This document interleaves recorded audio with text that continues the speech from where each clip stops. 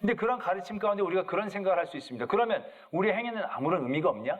그럼 막사라도 결국 하나님이 우리 사랑만 해주시면 우리는 구원을 얻을 수 있다라는 얘기냐?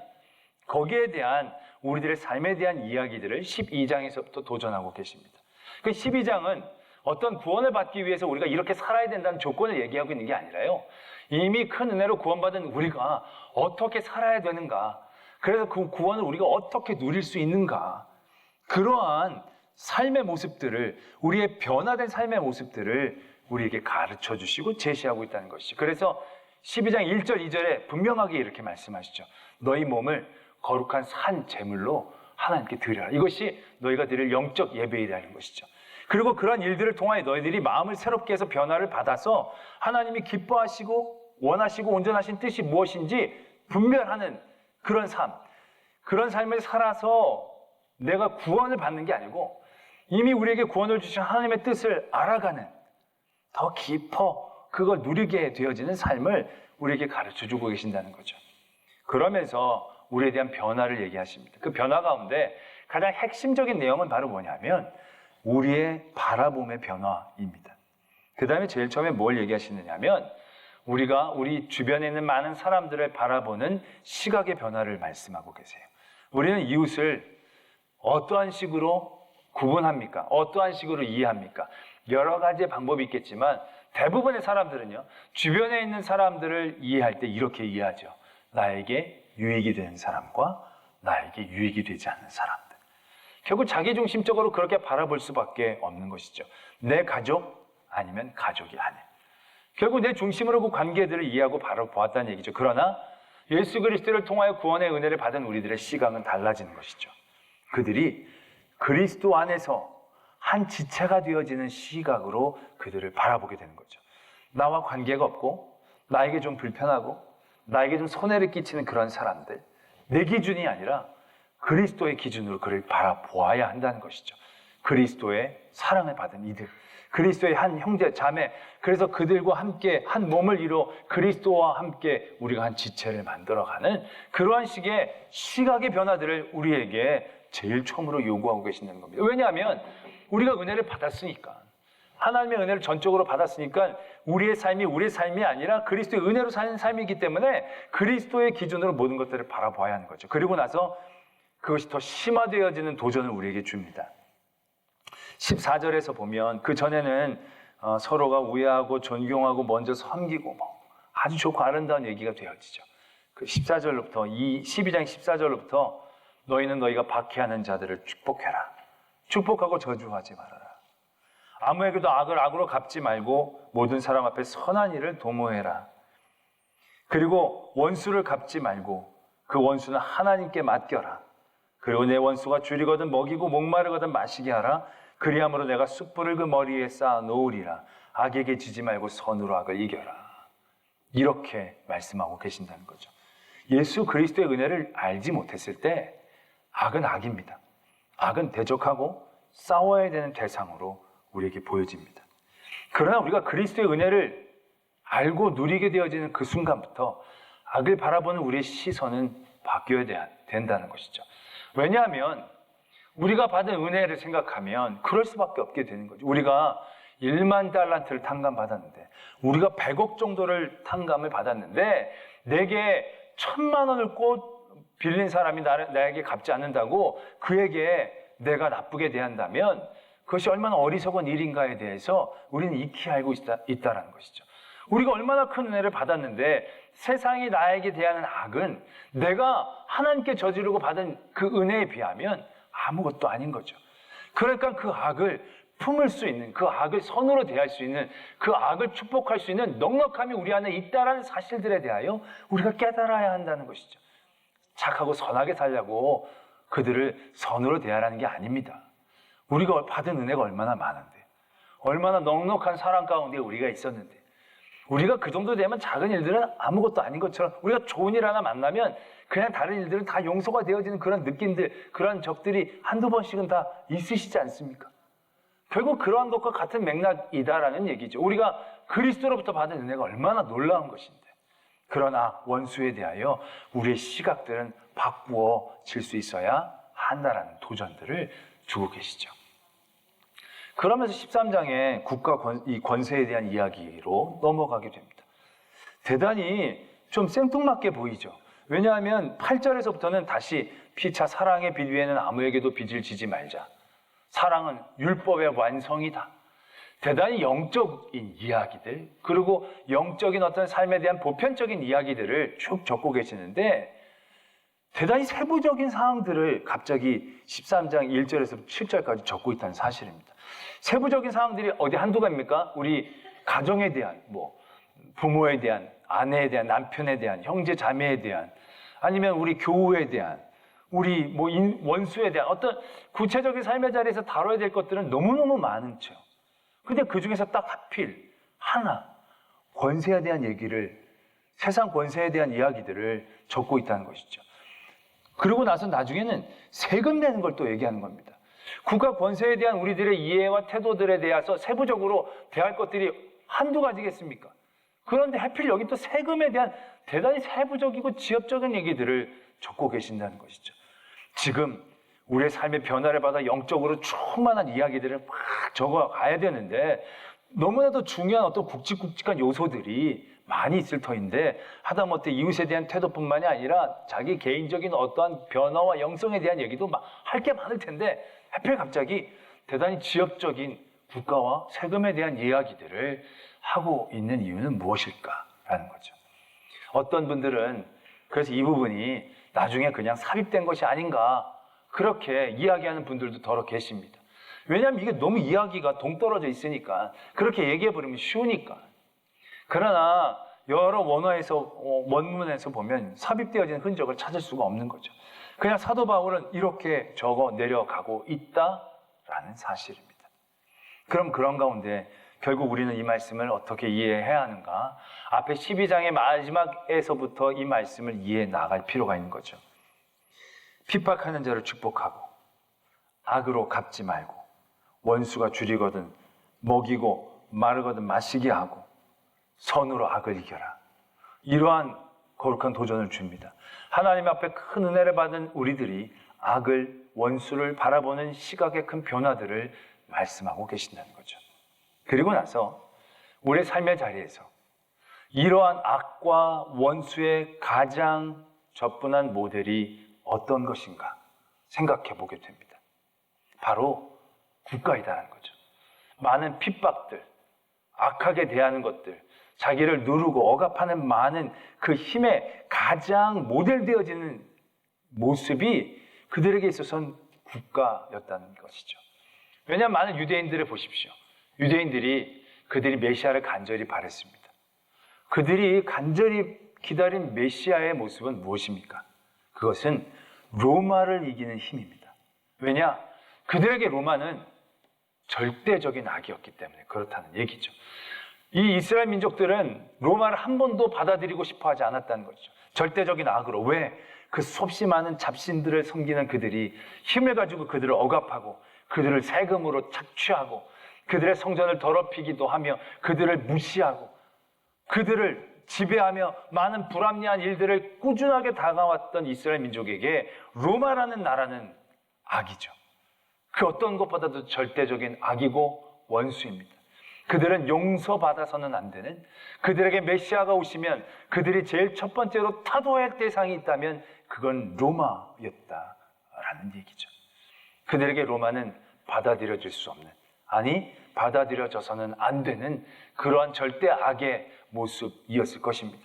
그래서 그들 안에는 꾸준히 이 로마에 대한 저항들이 계속되고 있었다는 거죠. 그들의 모든 역사 가운데 로마의 끊임없는 저항들이 역사적으로도 남아있다는 거죠. 그리고 그 안에서도 보면 그들이 세금을 내지 않는 그런 운동들을 꾸준히 소극적인 저항으로 벌이고 있었다라는 그런 기록들이 많이 있었다는 거죠. 그 당시 로마에 있었던 많은 유대 그리스도인들, 또 그리스도인들 사이에서 그런 로마 제국에 대한 아직까지 본격적인 탄압이 시작되어지진 않았지만 그럼에도 불구하고 그 당시에 모든 세상적인 권세라는 것들은 좋은 모습을 가지고 있었던 적이 거의 없었거든요. 거의 그 힘으로 착취하고 억압하고 뺏는 그러한 부정과 부패들이 결국 만연되어 있는 그러한 세상의 악 같은 모습들을 갖고 있었다라는 얘기죠.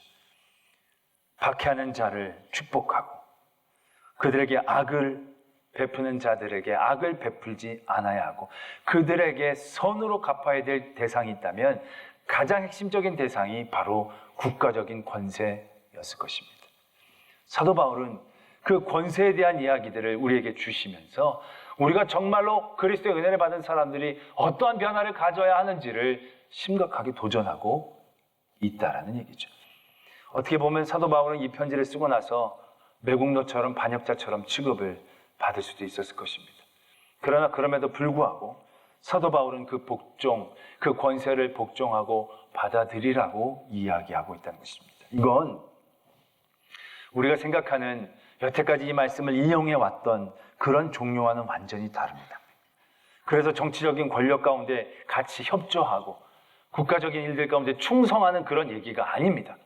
그 악한 권세에 대항하고 싸우고 전복시켜주기 위해서 애쓰는 그런 투쟁에 대한 얘기 아닙니다. 이건 우리 시각에 대한 변화에 대한 이야기입니다. 사도행전에 보면 사도 바울이 전도 여행을 떠났는데 아시아로 가려고 했더니 하나님께서 유럽으로 돌리십니다. 그래서 유럽으로 갑니다. 하나님의 인도하심에 따라 빌립보 지역에 전도를 시작하죠. 근데 그곳에서 귀신 들린 한 여인을 고쳐줍니다. 근데 그 사람으로 통하여 돈벌이를 하던 그 사람의 주인들이 이 사도 바울을 고발합니다. 고발하자마자 권세자들이 그 사도 바울과 일행들을 붙잡아서 때립니다. 그리고 옥에 가둡니다. 물어보거나 사실 여부를 확인하거나 그런 과정이 없습니다. 사도 바울은 로마 시민입니다. 그걸 얘기할 기회조차도 처음에는 얻지 못했다라는 얘기죠.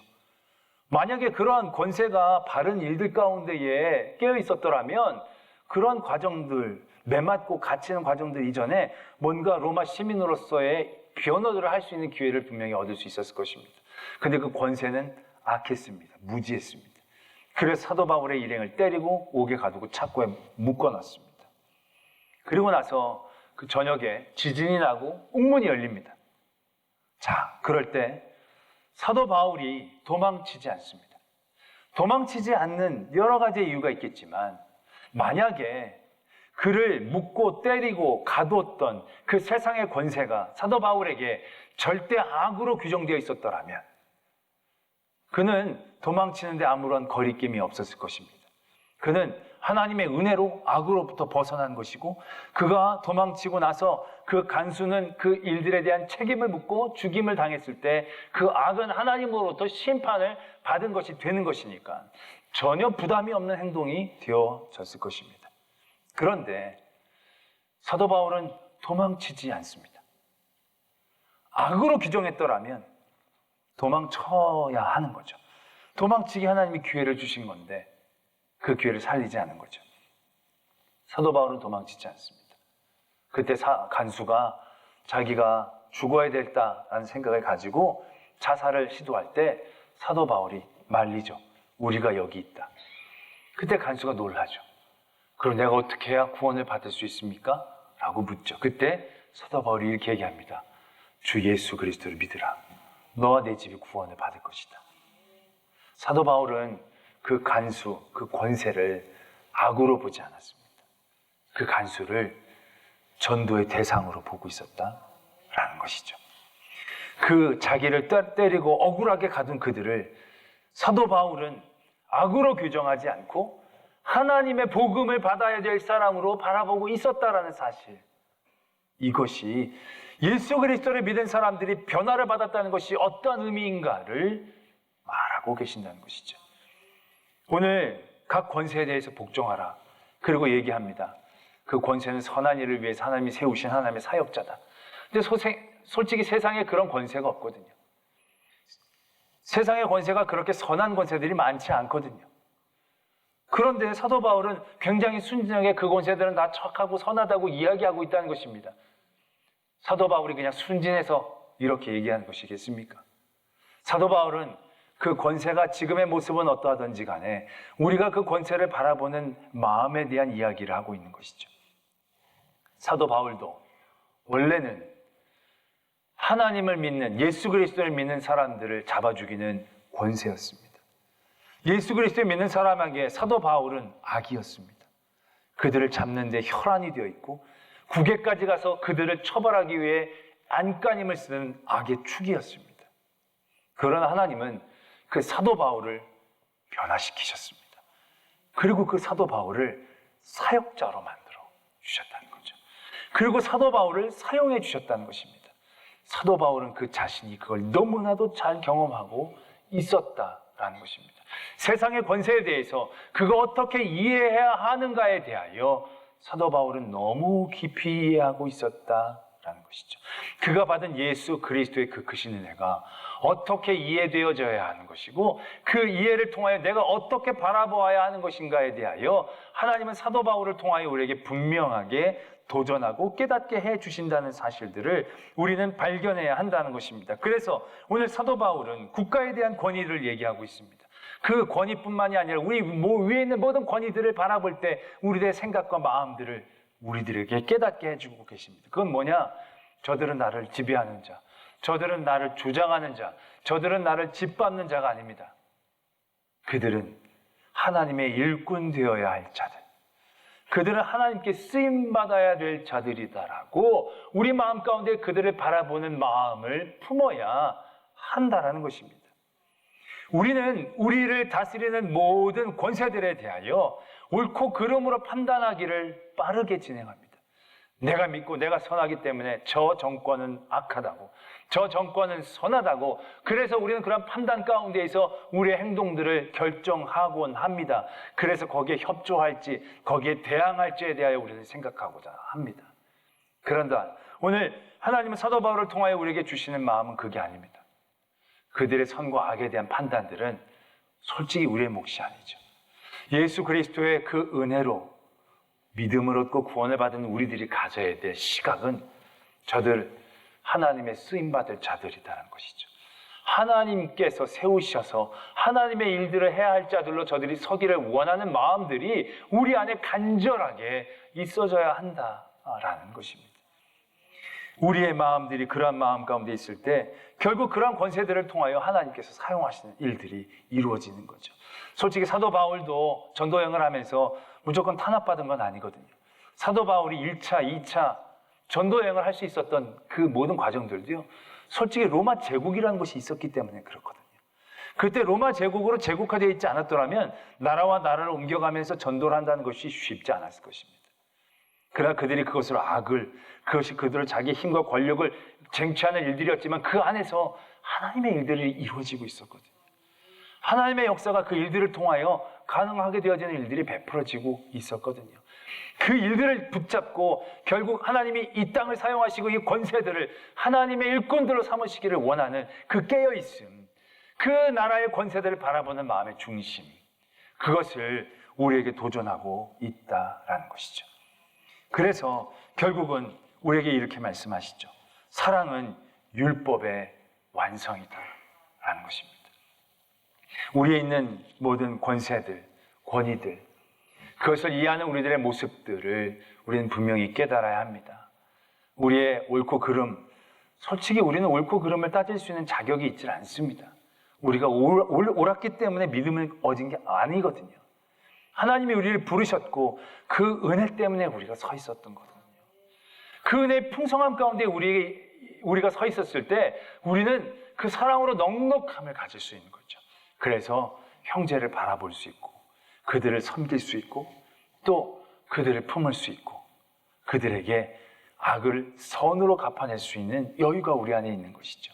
그것이 우리가 받은 그 사랑에 대한 깨달음, 그 깨달음을 통한 사랑의 베품인 것이죠.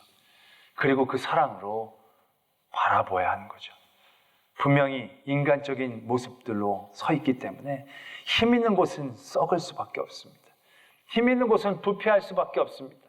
그러한 인간적인 모습들 가운데 우리는 좋은 권세들을 바라본 적이 별로 없습니다. 권세들을 존경하고 따르고 복종하는 것은 우리들에게 굉장히 쉽지 않은 도전입니다. 그래서 우리에게 복종해야 될 법이 있다면 그건 우리 안에 있는 양심이고 사랑이라는 것이죠. 그 사랑으로 우리는 복종해야 한다는 것입니다. 많은 구약의 선지자들이 잘못된 정권과 권력을 향하여 독서를 쏟아냈습니다. 그런데 그 마음은 결국 그들이 하나님께로 돌아오기를 원하는 마음에서부터 시작한 겁니다. 하나님의 마음으로 그들을 바라본 겁니다. 하나님께서 그들에게 독서를 퍼부으면서 멸망과 저주를 선포하고 그렇게 되기를 원하셔서 선지자들을 세우신 겁니까? 그렇지 않지 않습니까? 하나님은 그들이 그 얘기를 듣고 깨닫고 돌아오기를 원하는 마음으로 그 말씀을 하신 것 아니겠습니까? 그 마음을 알았을 때 선지자들이 그 말씀을 선포했다라는 얘기죠. 니느웨를 향한 하나님의 말씀이 요나에게 담겨졌듯이 선지자들은 하나님의 마음을 담기 위해 그 정권을 향하여 권세를 향하여 얘기한 것입니다. 그들을 악으로 규정하고 그들을 미워하고 그들의 멸망을 바라면서 이야기하는 것이 결코 아니다라는 것을 우리들이 분명히 깨달아야 한다는 것이죠. 그래서 우리는 우리 위에 세워진 그런 권세들을 하나님의 마음으로 바라보아야 합니다. 지금은 너무 거리가 멀게 보일 수 있죠. 지금은 정말 하나님과 대적하는 자리에 선 것처럼 보일 수 있겠죠. 그러나 그래서 악으로 규정하는 것이 아니라 사도 바울이 그러했듯이 하나님, 저들이 하나님의 사역자로 설 수 있도록 하나님의 일꾼으로 사용되어질 수 있도록 하나님 붙잡아 주시옵소서. 저들을 긍휼히 여겨 주시옵소서. 그러한 선으로 그 악을 대하는 우리들의 깨어있음을 오늘 하나님은 우리에게 가르쳐주고 계신다는 것입니다. 요즘 우리는 그 중심을 잃고 있는 것을 보게 됩니다. 우리의 중심은 너무 심판자의 자리에 서 있습니다. 우리는 심판자가 아닙니다. 우리는 사랑의 빚진 자들입니다. 그리고 그 사랑의 빚으로 우리는 하나님의 마음으로 세상을 바라볼 수 있는 그러한 의무 아닌 의무를 지닌 이들입니다. 그러한 마음을 가지고 우리의 권세자들을 바라볼 수 있기를 원합니다. 그리고 그들을 하나님의 마음으로 간절히 기도할 수 있는 저희들 되어지기를 원합니다. 그래서 우리의 세운 대통령이, 우리의 시장이, 또 도지사가, 우리의 구청장이, 동장님이, 또 경찰서장님이 정말로 하나님의 도구가 되어지는 역사들을 바라보고 경험할 수 있는, 그러기에 우리가 넉넉한 사랑으로 그들을 품고 기도할 수 있는 그러한 성도가 되어져야 한다는 것입니다. 그러한 마음을 가지고 마지막 때를 준비하고 그 중심으로 깨어있기를 원합니다. 우리가 세상을 대하는 모든 태도들은 그들이 믿게 하기 위한 태도가 되어져야 한다는 것이죠. 그들을 비판한다 할지라도 믿게 하기 위해서, 그들을 돕는다 할지라도 믿게 하기 위해서, 그들이 하나님의 도구가 되게 하기 위해서 우리는 싸워야 되고 사랑해야 되고 기도해야 되고 품어야 한다는 것을 우리가 잃지 않는 성도 되기를 소망합니다.